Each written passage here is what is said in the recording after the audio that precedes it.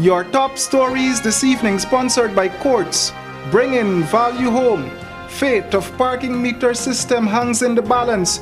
Another week before it goes to vote at City Hall. Notable similarities between President Granger's position and the UK security experts' recommendations on police promotions. AFC leaders maintain they are not bribable. Principles and values are still intact, says Mr. Ramjutan. And police to check prison officials in a bid to keep contraband out of the prison system. HGP Nightly News begins now.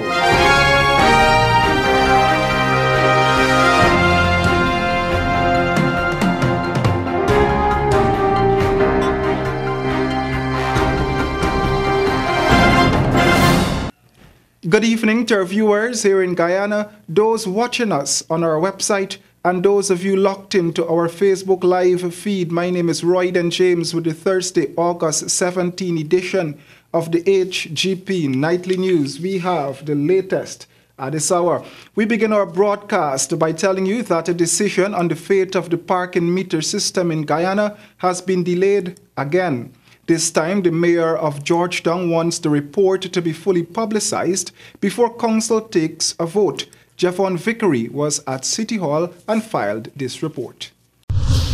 In the interest and transparency of whatever this council is moving forward to do as regards of parking meters, I want every single councillor and the majority of citizens in Georgetown to be able to say, yes, we were fully and duly informed of every step that the council has taken. Mayor of Georgetown Patricia Chase Green, despite several claims that there was secrecy in relation to the parking meter contract, Mayor Chase Green during the council's statutory meeting applauded the work of the special committee who conducted more than 8 weeks of consultations. But what was intended to be a meeting to decide on council's position on the parking meter system turned out to be another delay in the decision-making process. And I, for one, have not been able to go through this whole thing in its entirety so that I can make an informed decision. And I would like to suggest that from the time we got this, I don't know if everybody was able to go through it all, but I think we should have been given a little more time to study this, this work. I don't think we can, I for one cannot make an informed decision here. I would like to ask for some more time. The mayor, however, acknowledged the concern raised by the councillor. In fact, she ordered Town Clerk Royston King to make the report public by placing a hard copy at several strategic locations. All councillors were given copies of the report submitted by the committee, along with the minutes of those sessions that were held with respect to the consultations and discussions with stakeholders. Now that the document is in the possession of all councillors, it is free, it is a public document that can be shared to any member of the public, including the media.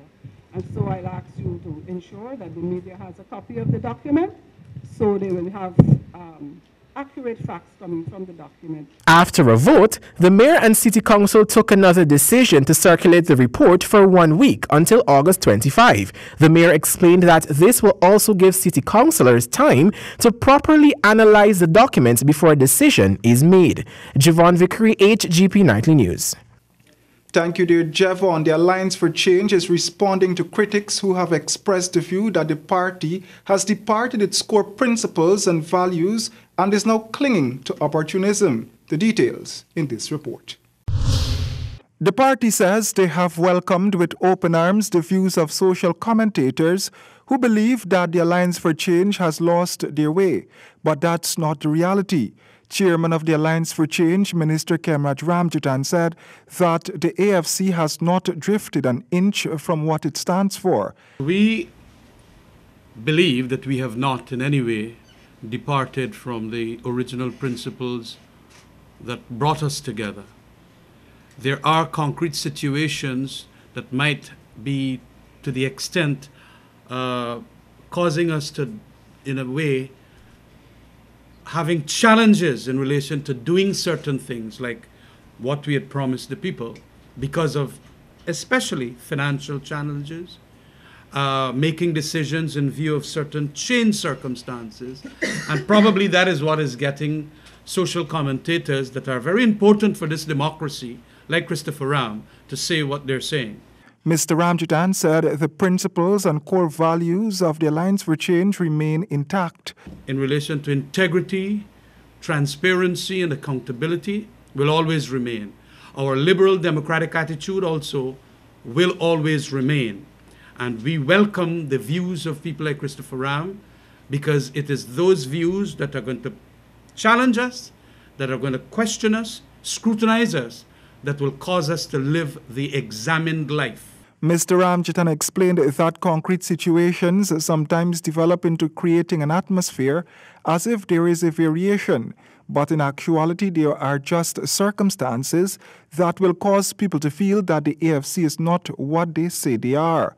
In reference to the government's non-disclosure of several pertinent contracts, Business Minister Dominic Gaskin says the AFC will remain at arm's length from any form of underhand business. I can speak for us here. We are not bribable. So you can put that in tomorrow's papers, right? Right? We are not bribable. I'm speaking for all our AFC executives. We are not bribable. Roy and James, HGP Nightly News. The Indian-managed Texila American University has met international standards, paving the way for the early operationalization of Medical University in Guyana. Kristen Macklingam reports. Scholarship programs offered by the Indian government in Guyana have been reaping success, and with the Texila American University gaining international accreditation, the introduction of an Indian medical university is in the pipeline. That's according to Indian High Commissioner to Guyana, Venkatala Mahalingam. His remarks came during the flag-raising ceremony to mark 71 years of India's independence on Tuesday. We also take pride in learning that the students of Texila American University have successfully cleared the screening test conducted by the Indian Medical Council and proved the courses offered by them are of international standards. We will be more happy to see another Indian medical school run by Mumbai-based D.Y. Patel Group soon in operation. High Commissioner Mahalingam stated that while the government of India continues to promote the empowerment of Guyanese in the education sector, much focus is also being placed on expanding and promoting Indian culture in Guyana.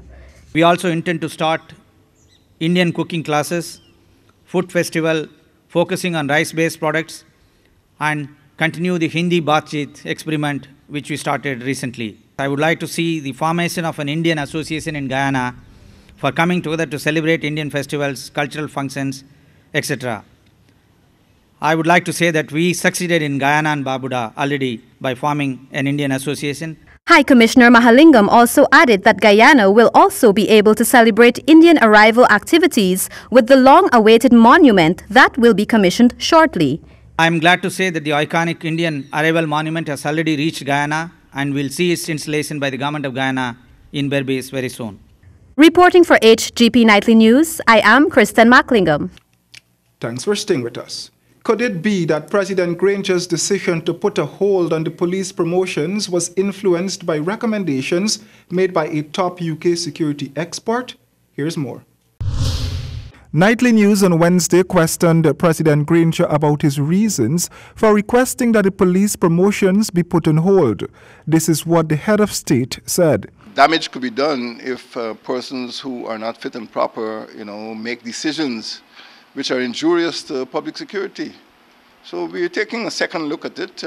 We want the Constitutional Commission to function efficiently, but at the same time we want to make sure that the public can depend on the decisions which come out of those commissions as being in the best interest of the nation. British Senior Security Sector Reform Advisor Mr. Russell Comby, who served as the advisor to the President under the United Kingdom's Security Sector Reform Program, had made similar recommendations in his recent report. At a press briefing on Thursday, British High Commissioner to Guyana Greg Quinn was asked about some of the recommendations the advisor had made in the report. A lot of that stuff goes around making sure the proper people are in the proper positions with the proper skills that promotion is based on merit. Many persons have speculated as to why the president might have asked that the promotions be put on hold. High Commissioner Quinn's statement suggests that President Granger might have paid heed to the report of the advisor when the president dispatched that advisory to the Police Service Commission. Accommodation in police stations are up to scratch. That processes exist, that processes for discipline, if it's needed, exist, that standing orders exist. So I think it's that sort of whole swathe of things. So there's no one particularly new thing, I think, which Russ has discovered that has not been highlighted before. Meanwhile, Public Security Minister Kemraj Ramjitan is on record as saying that the president's directive to the commission is in order. Royden James, HGP Nightly News. Prison wardens will now be checked by police upon entry and departure of any holding facility. This is according to Minister of Public Security Kemraj Ramjitan, who expressed his disappointment over another seizure of contraband. Hear more from Jevon Vickery. Prison authorities on Thursday, during another raid of the Camp Street prison, found more than 20 improvised weapons, a quantity of marijuana, cigarettes, and 3 cell phones, just 2 weeks after 3 waste management employees were implicated for attempting to smuggle over 800 grams of marijuana into the Luziknan jail. But when asked by Nightly News about how contraband and improvised weapons are still in the possession of a prison population almost 5 times smaller than it was prior to the July 9 prison unrest, this is what Minister of Public Security Kemraj Ramjitan had to say. But I understand some of them are breaking the ceramic toilets and sharpening them against the wall to make some of these weapons and so on. But how they get the lighter and the cigarettes and the 3 cell phones, there are some ways that, because we understand that they put it in body cavities when they go to court. Could you imagine? They put it in body cavities, and sometimes the searches are not properly done and so on. But it is very disappointing that we still have that problem. Minister Ramjitan stated that from the ministry's standpoint, he has ordered tighter security to be put in place to prevent these occurrences. I'm very disappointed, but it obviously is collusion of family members that are, because they're on self-support, and we got to do a lot more to catch these fellas. But it is very disappointing because they can't throw it over now for the guys. It's a roofed building, and what I have done is instructed policemen to search prison warders, and secondly, to double the searches in the prison, because it is very scary. 2 weeks ago, another contraband smuggling incident occurred at the Tamari prison. Director of Prisons Gladwin Samuel said that an investigation was launched into those claims that a prison warden had attempted to smuggle a substantial amount of drugs and a cell phone. Jevon Vickery, HGP Nightly News. Let's tell you now that Chairman of the Alliance for Change, Kemraj Ramjitan, is telling critics of the Broadcast Amendment Bill to take their grievances to the courts. He maintains that the government has a responsibility to correct injustices, and that's exactly what will be done with the broadcast legislation. Hear more in this report. I want to make this point.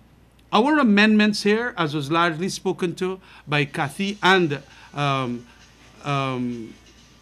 Minister of State mentioned it, is to create the conditions for an historical injustice being undone.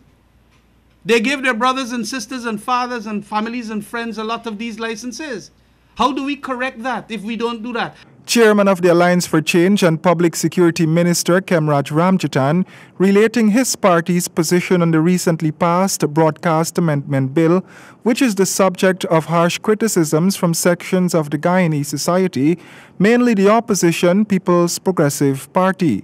Minister Ramjitan, who was speaking during his party's press briefing on Thursday, said since in opposition the AFC had made it clear that these amendments were necessary and had promised the Guyanese people to amend the act once elected.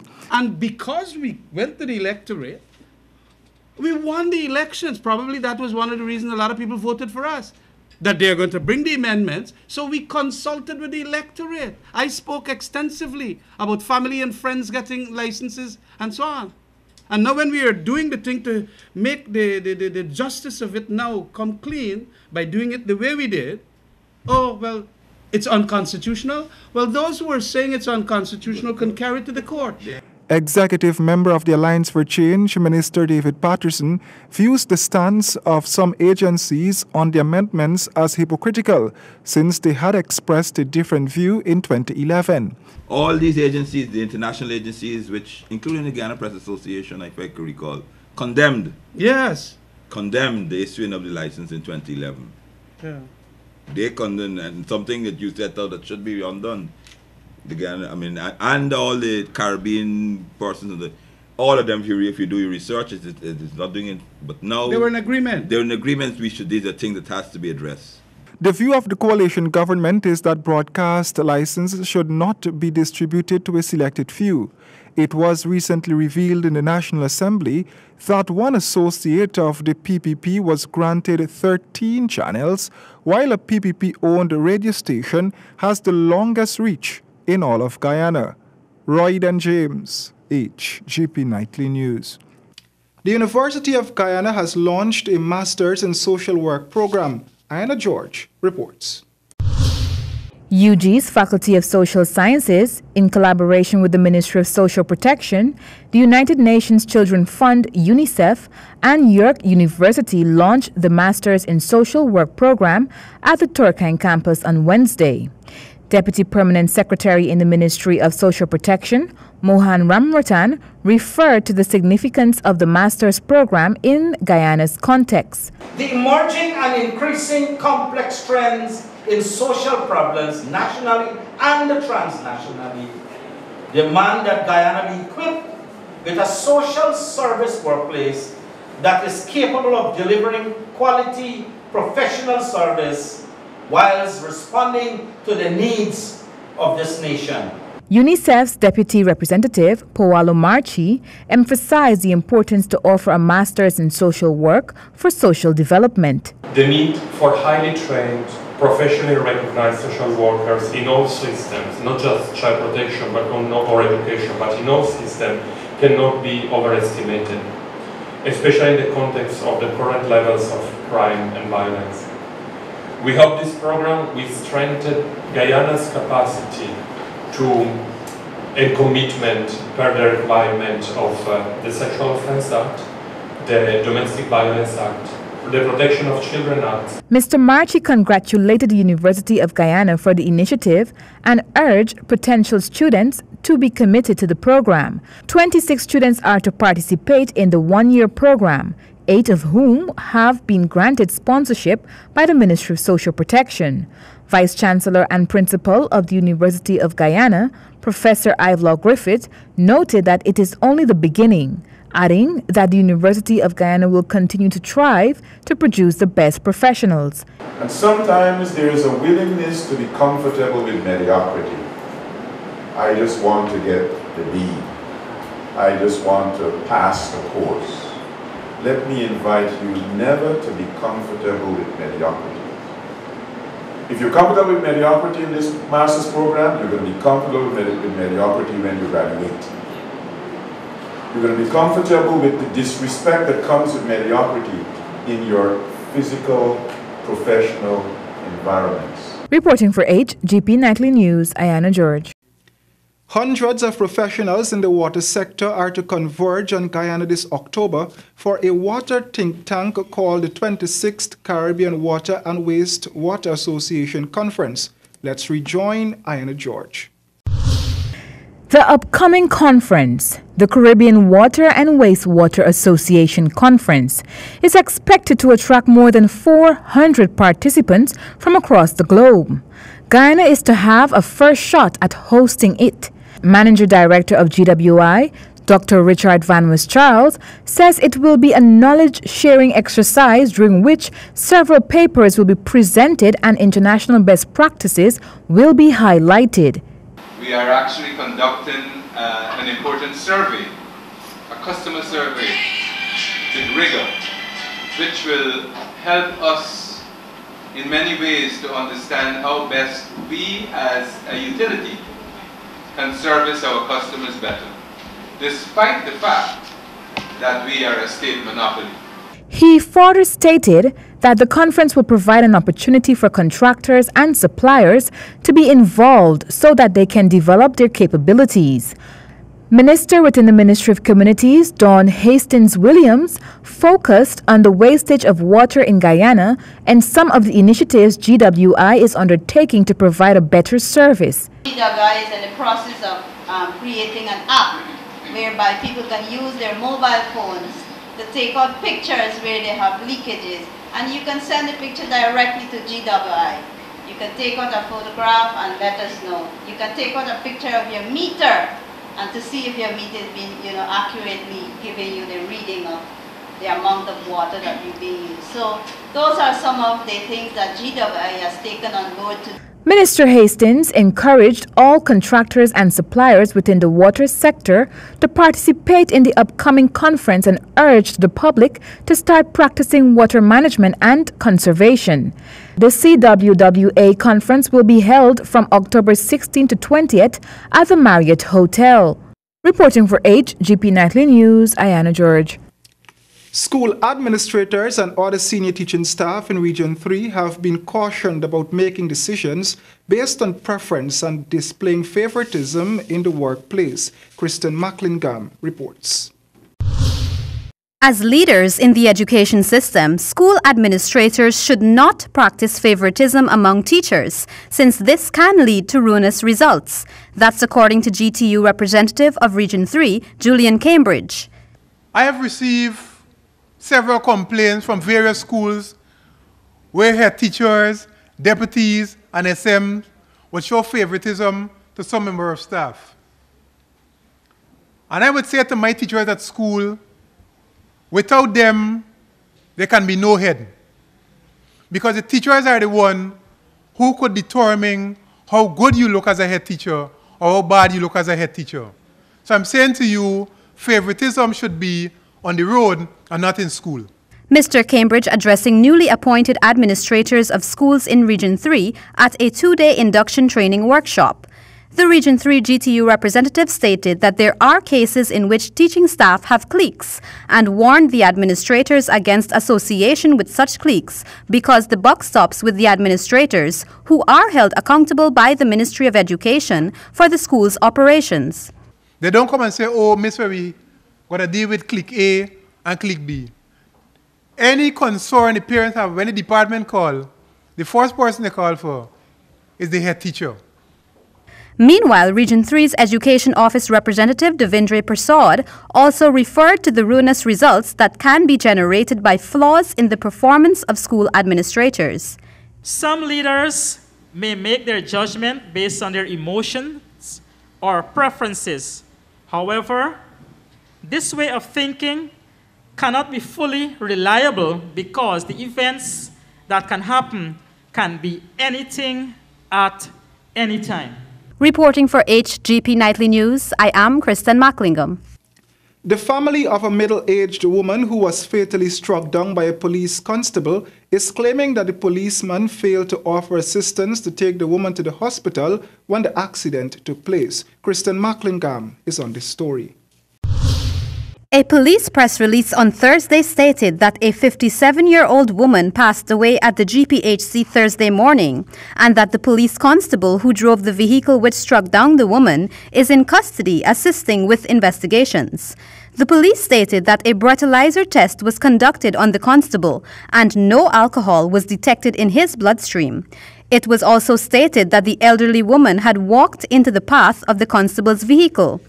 Since the police had presented the constable as clean as a whistle in this matter, Nightly News sought out witnesses and relatives of the deceased woman. Relatives of the deceased woman, Pulmati Ramutar, are upset over the manner in which the policeman responded when she was struck down Tuesday morning on the Success Public Road, East Coast, Demerara. Her sister Jano stated that the now dead woman was en route to purchase medication. Because she's a diabetes and she's a hypertension. So she just always go to Manjipo Market Medicare. She don't go in Georgetown because here and more close. And she just go to buy she medication there. Now that she passed away, did the police say anything about the matter, or what's the next step? No. The police them not come and talk nothing. Neither they even go to the hospital and see if everything okay. No police not gonna away. According to Ramatar's sister, the police constable did not offer assistance to the injured woman after the motor car he was driving struck her. It was a police constable driving the vehicle that hit her. Yes. Did he offer the assistance to take her to the hospital? No assistance. Because I hear somebody say, when my sister lie down there, when he knocked she down, and she lie down, he say, let she foot her hand broke. If she foot her hand broke up, that's she business. That is she business. He gonna look after that. Jano stated that Pulmati was of sound mind and did not run across the road in the path of the vehicle, unlike claims being made that the woman was responsible for her own death. The Eastern boss them stop to give she a pass. And he coming with a speed. He coming down with a speed. Because if this side give you a stop, he's supposed to stop too, because she crossing. She don't cross halfway the road, and she till at the corner, and he come and hit she. Reporting for HGP Nightly News, I am Kristen Macklinger.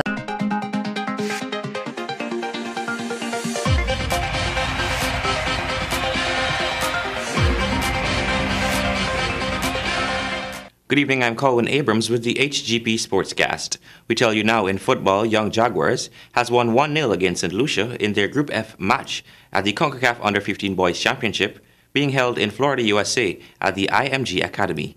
Here's Stanford Howard with the details. It was a difficult start for the Young Jaguars in the CONCACAF tournament with a 3-1 loss to Suriname and the draw with St. Kitts, but they started play with a winning spirit which flustered the St. Lucians in their final game of the group. The Young Jaguars created a lot of chances to score in the first half, but at the end, it was 0-0. The coach then made a change in the second half and replaced Isaiah James with Ronaldo Rodriguez, and that worked well with the Young Jaguars. Omaru Glasgow scored the lone goal of the game in the 55th minute. The win for the Young Jaguars has placed them second in their group and put them against the second place team in Group E, which is Guadeloupe. That game is scheduled for this Saturday. For AGP Sports, I'm Stanford Howard. The Corona Invitational Football Tournament continues tomorrow at the GFC ground. Friday's card will feature 3 games: Police versus Black Pearl, Pile versus Northern Rangers, and Santos versus Rhythm Squad. At the end of the round-robin matches, the winners of each group will go on to compete for the top 4 positions. This is according to organizer Troy Mendonca. Well, it has been... we've seen the revival of football from the aspect of 11-a-side, and for us as administrators and spectators, it's a breath of fresh air, and we hope that people, continue to enjoy the little that they have seen so far. Like I said, we had, disruption in the rain. Hopefully, we get good weather going forward, and I think based on what we saw so far, based on what we see so far, I think at the knockout stage is going to be very, very, very competitive. Other games are scheduled for August 21, Flamingo versus East Veld, Compton versus Beacon, and Western Tigers versus Rhythm Squad. August 25, Compton versus Black Pearl, Northern Rangers versus Flamingo, Pile versus Rhythm Squad, and August 28, Santos versus East Veld, GFC versus Beacon, and Western Tigers versus Police. The organizers say the schedule is subject to change. We turn our attention to basketball. The Guyana Amateur Basketball Association Powerade Malta Supreme Rainforest Water First, Second, and Under Leagues continued at the Burnham Court on Wednesday when UG Trojans clipped the wings of Eagles in a nail-biter, and Colts dismantled pace-setters. Here's Stanford Howard with more. Game 1 was between pace-setters and Colts. Once again, pace-setters had no pace when they came up against the Colts. Colts were up by 7 points by the first quarter. They almost doubled their lead to 50-29 by halftime.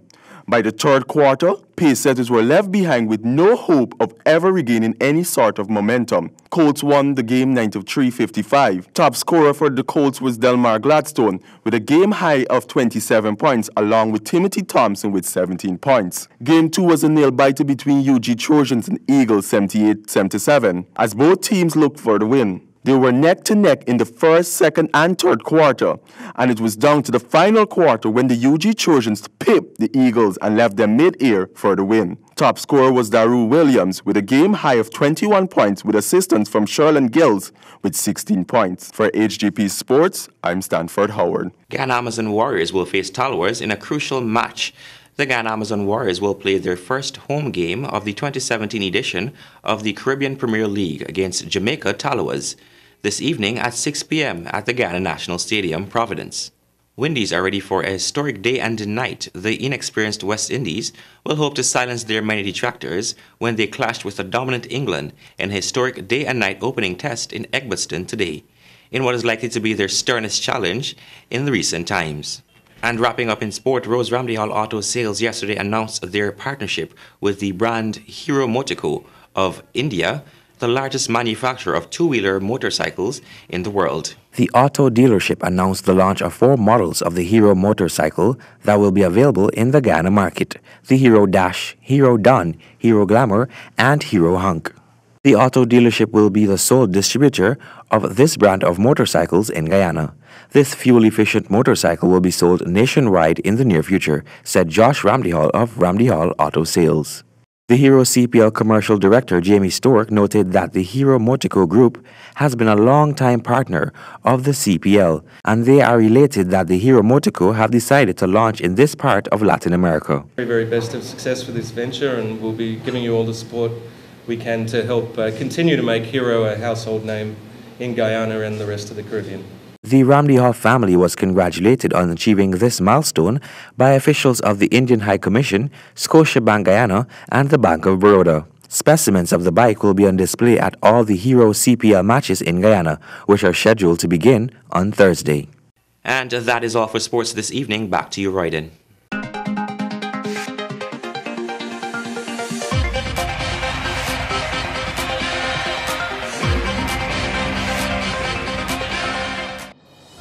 The fate of the parking meters system hangs in the balance. Another week before it goes to the vote at City Hall. Notable similarities between President Granger's position and the UK security experts' recommendations and police promotions. AFC leaders maintained that they are not bribable. Principles and values are still intact, says Mr. Ramjitan. And police to check prison officials in a bid to keep contraband out of the prison system. Those were our major headlines. For these and other stories, you can always go to our website. It's www.hgptv.com. On behalf of our news and technical teams, it's always a pleasure being here with you. My name is Royden James. Thanks for watching. Goodbye.